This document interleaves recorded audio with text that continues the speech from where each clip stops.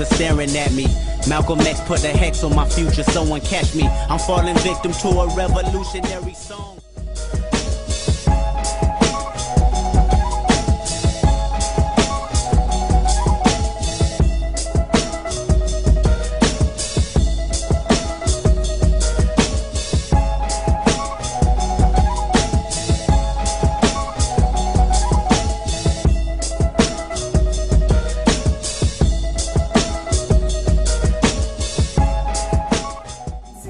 Was a very busy year in the Black Power movement. At that point, I was a sophomore in college, or I was about to be a sophomore because 67, 68 was my freshman year. We had just had a major riot on my campus and a white man had been killed. And so there was a lot of talk about Black Power in the air and so forth and so on. And many of us were questioning what our relationship to the United States of America was at that point. We were reading a lot of different things that we'd never read before. We were questioning what capitalism had done to African Americans. All those things were in our minds. And I would have been, I was 18. Oh my gosh, I was so young. I was 18 years old at that point. And I can remember when I read about the three athletes, Tommy Smith, and I can't remember. Tommy Smith and John Carlos. John Carlos, yeah. When they stood up and gave the Black Power salute, I saw film clips. It made the national news. There was this big to-do about it. And I can remember wondering why people were so upset, why white people were so upset, because many of us who were my age and the age of these athletes, 18, 19, 20 years old, were so upset with this government for wrongs that we thought it had done against black people. I thought it was a commendable thing to do. I thought it took a lot of guts. At the time, I thought it took a lot of guts. And I thought, what better platform than to do it before the world?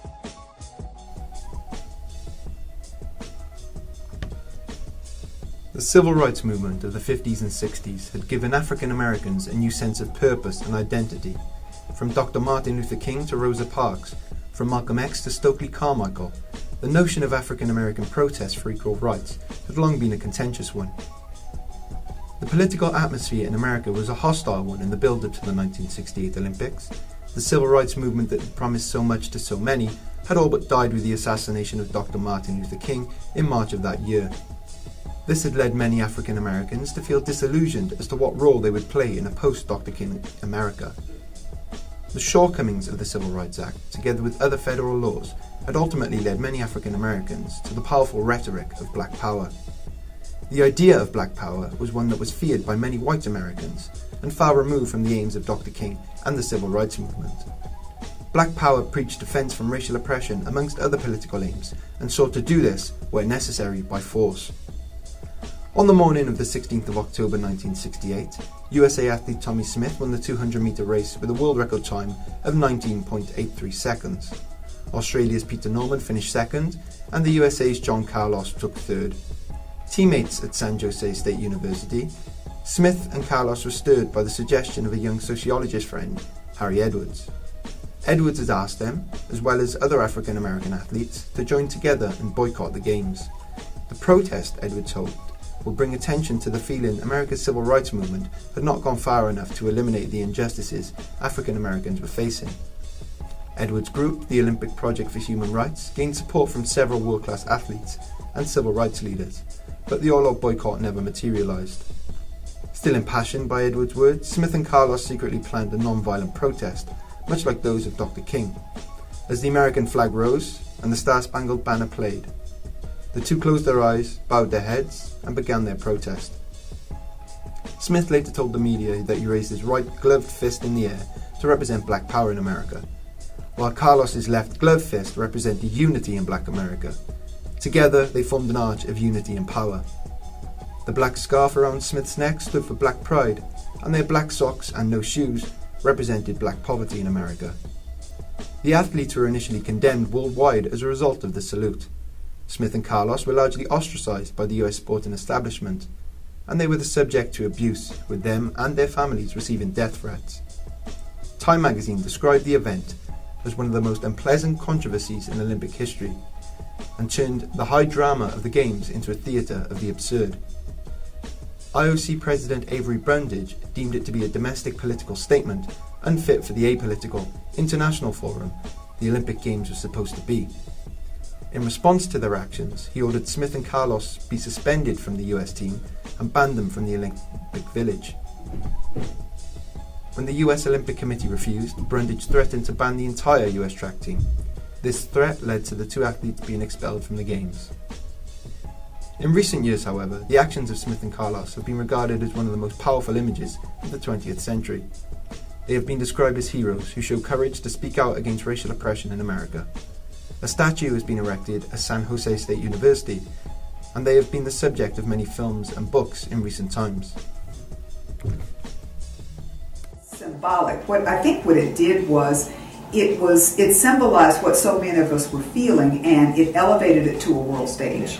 So that even though I know people in other parts of the world knew about the Black Power movement in America, I mean, how could you not know that? But to see three, not just athletes, but Olympic athletes who were at the top of their game participate in what we were doing, we thought it was a potent, powerful symbol announcing to the rest of the world what we were doing and what we were all about. Should sport and politics be kept separate in today's society?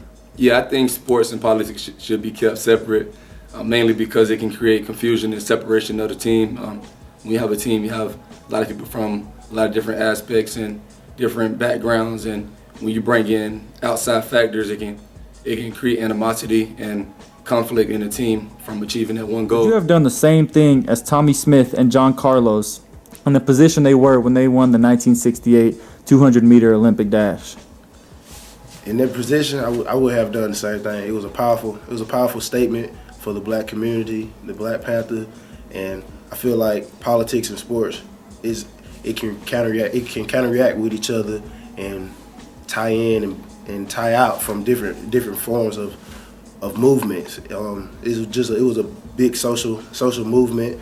It was public to the public eyes and made people realize that it's a problem that's going on and people are still fighting for black rights. Yes. This is something that we need to do because we need to take every single avenue we can in order to get our message out. Yeah. But of course, that was in 1968. It was way before the internet. It was almost before telephones. It was before cell phones. I mean, the kind of communication we had wasn't anything like what it is now. And given how easily people can get their messages out now, the Olympics are for sport. And I would like to see the Olympics not have to be a politicized event. I mean, unfortunately, it still is politicized from time to time, very often, and in fact might be again here with things going on. But I would prefer that, because part of what bothers me in hindsight, from my vantage point as an old person, looking back on it now, is I look at younger athletes who are coming up, who work for years to do this, and in many ways it kind of robs them of their chance to shine when politics will overshadow what's going on at the Olympics. And so we have so many other ways to get our messages out and to communicate. Let's use the other ways. But that's spoken from my vantage point of my age now, on the brink of retirement. When I was 18, I was going, yeah, go ahead, let's take it. It's the world stage. That's the way we ought to do it.